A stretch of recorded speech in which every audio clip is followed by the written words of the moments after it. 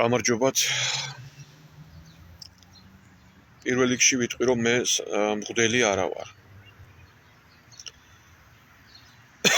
ვისაც ეს აპყოლებს, შეგიძლიათ გათიშოთ ვიდეო და მოძებნოთ ბელი.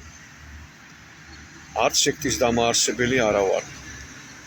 დროდადრო ჩემი მისამართით ისმის ხოლმე ასეთი მოსაზრებები. და ბოლოს იყო რამდენიმე თვის უკან რელიგიური ადამიანების ჯგუფი, რომლებსაც ასეთი ჩემი მისამართით ასეთი აზრი გამოთქვეს და მე მათ უთხარი და აქ გავიმეორებ, რომ როცა თუ სექტის დამაარსებელი გონივართ, ეს ნიშნავს, რომ დიდი მნიშვნელობა მომანიჭეთ, რადგან სექტის დაარსებას ჭირდება უნარები. რა უნარები არის? ეს არის ქარიზმატულობა, გავლენიანობა და ავტორიტეტობა, ფული,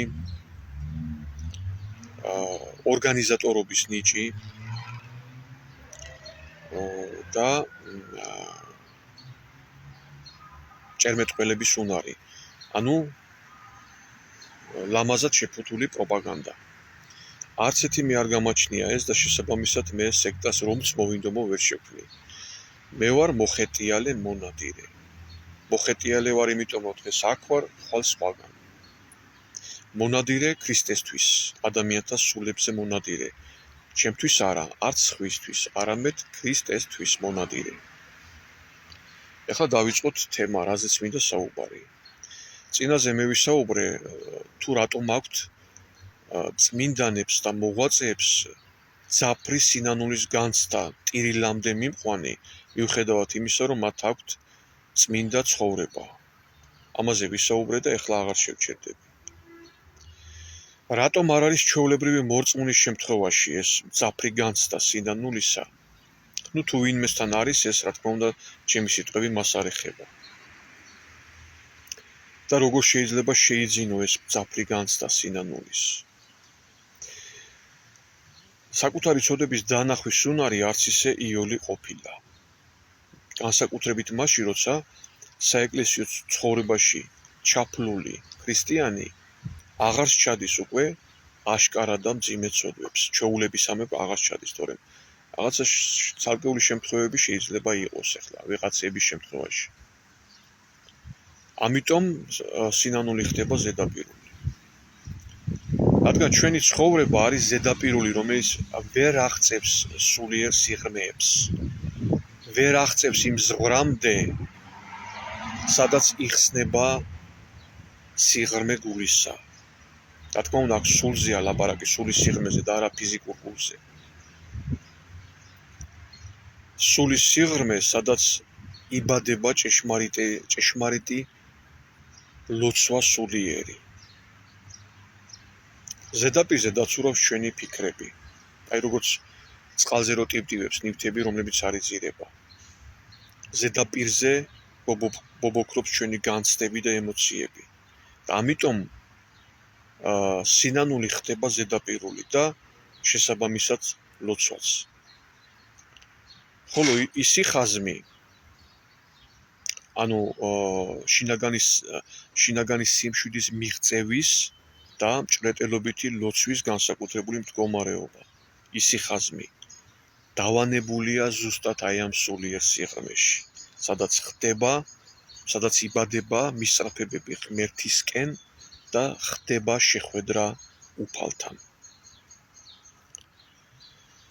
მას ვინც იცის, რომ არა გარეთა ეზოებში, ანუ ბჭყალებში ვსვამ ამ სიტყვას, არა გარეთა ეზოებში ხდება უფალთან შეხვედრა, არამედ კიდობანში, ბჭყალებში ეს სიტყვაც, რომელიც იწოდება წმინდათა წმინდა. და რას გულისხმობ, ეხლავე გეტყვით. ჯერ კიდევ სანამ ეს ისრაელიერი 40 წლიანი ხეტიალი უდაბნოში, იცით ხომ ეს ბიბლიური ეპიზოდი, იმ დროს შეიქმნა კარავი წინასახე ტაძრისა. და მინდა წაგიკითხოთ ახლა. როცა პავლე მოციქული აღწერს აი ამ კარავს, მეცხრე თავი ებრაელთა მიმართ ეპისტოლეში პირველ მუხლებში აღწერილია კარავი თვითონ როგორი და ორად იყო ეს კარავი გაყოფილი შიგნით და წინა მხარეს იდო სასანთლე ტაბლა, პური და რაღაც ესეთი ნივთები, ხოლო წერს მე შემდეგ ხოლო შემდგომად მეორე იგი კრეცაბელი კარვისაი, რომელსა ერქვა წმინდათა წმინდაი.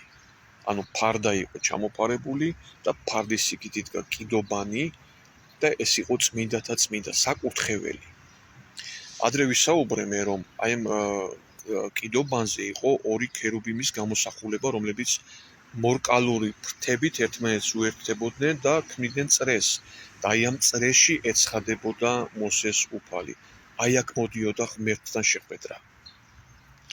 ეს კარავი წინასახე იყო ძველი აღთქმის ტაძრისა და შემდგომ უკვე ახალი აღთქმის ტაძრის.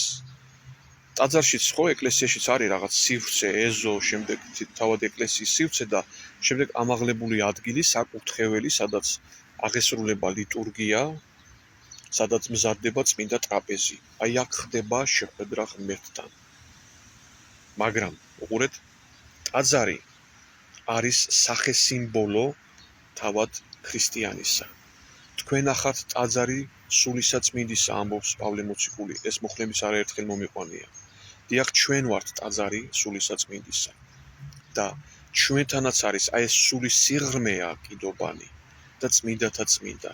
და აქ ხდება შეხვედრა, შენი შეხვედრა პირადად აი ერთ-ერთზე უფალთან ხდება აი ამ სულიერ სიღრმეში. კი ბატონო, არ ვდაობ მე რომ და ვამბობ იმასაც, რომ ღმერთი ყველგან არის. ღმერთი ზოგჯერ გზადმიმავალ ღვთისმსახურს ეცხადებოდა. ღმერთი არის ყველაზე ჩაღრმავებულ ადგილში დედამიწაზე, აი მაგალითად ეგრეთ წოდებული მარიანას ღრმული ხო თუ არ ვწდები ატლანტიკის ოკეანეში არის ყველაზე ღრმა ადგილი, სადაც რაღაცა 10,000 მეტრი მე მგონი თუ რაღაც ესე ზუსტად არ მახსოვს ციფრები, მაგრამ ყველაზე ღრმა ადგილი. იქაც კი არის ღმერთი. იქაც კი არის შექმნილი არსებები, რომელიც იმ საშინელ წნევას უძლებს და ბნელ სიბნელეს, ხო? იქ ადამიანი წამის რაღაცა მეათეთში გაიჭყლიტებოდა იმ წნევის ქვეშ, ისეთი ძლიერი წნევაა იქ. იქაც კი არსებობს რაღაც არსებები. იქაც არის ღმერთი, მაგრამ შეხვედრა ღმერთთან ხდება აი ამ სულის კიდობანში, წმინდათა წმინდაში, აი ამ სიღრმეში და არა ზედაპირზე. აი ესე რომ მოყვასო, ნუ გეშინია, ჩადია იმ სიღრმეში და შეხვდი ღმერთს. ღმერთთან შეხვედრა, იცით როგორ ემოციებს იწვევს? აი როგორც მარიამ მაგდანილეს ჰქონდა ცრემლებით დაბანა ფეხები უფალს. ყოველ ჯერზე ღმერთთან შეხვედრა, აი ესეთი სინანულის და ცრემლების გამომწვევია. ზედაპირულობა კი ეს არის არაუბრალოდ უძლურება სულისა, არამედ ცოდვითი მდგომარეობა. განაჩვენ არა ვართ ცოდვილები, დიდი ცოდვილები.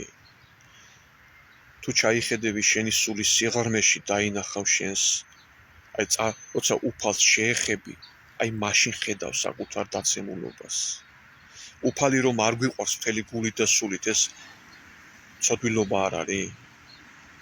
ღმერთის მიმართ რომ არ აგვაქვს ცოცხალი და გულწრფელი ნდობა, სასოება, ეს ღვთისმობა არ არის?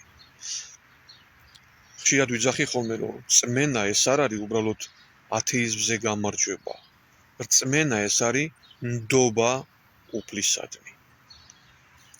და ბოლოს დავასრულებ იოანე ღვთისმეტყველის ერთ-ერთი მუხლით შემეძლო ზეპირი ციტირებაც, მაგრამ ამ უკითხვას წაკითხვას უფრო მეტი მადლი აქვს და ეშხი ასე ვთქვათ. პირველი იოანეს ეპისტოლეში ესეთი მუხლი წერია.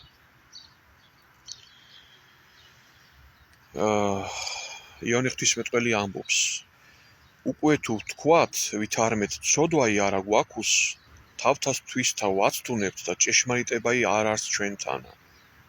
თუ ამბობთ, რომ ცოდვა არა გვაქვს, თავს ვიტყუებთ და ჭეშმარიტება არ არის ჩვენში. მაგრამ მოდი კიდე უფრო ჩაუღმავდეთ ამ მუხლს. შეიძლება ადამიანი ხშირად ამბობს, ცოდვილი ვარ, ესე ზედაპირულად, მაგრამ სულის სიღრმეებში თუ არა აქვს მას შეხვედრა უფალთან, ის თავს შინაგანად მართლად მიიჩნევს და სხვაზე უკეთესად. ბაგეებით ამბობს, რომ მე ცოდვილი ვარ, მაგრამ შინაგანი განცდა აქვს მართლის მდგომარეობისა და სხვაზე უკეთესობისა.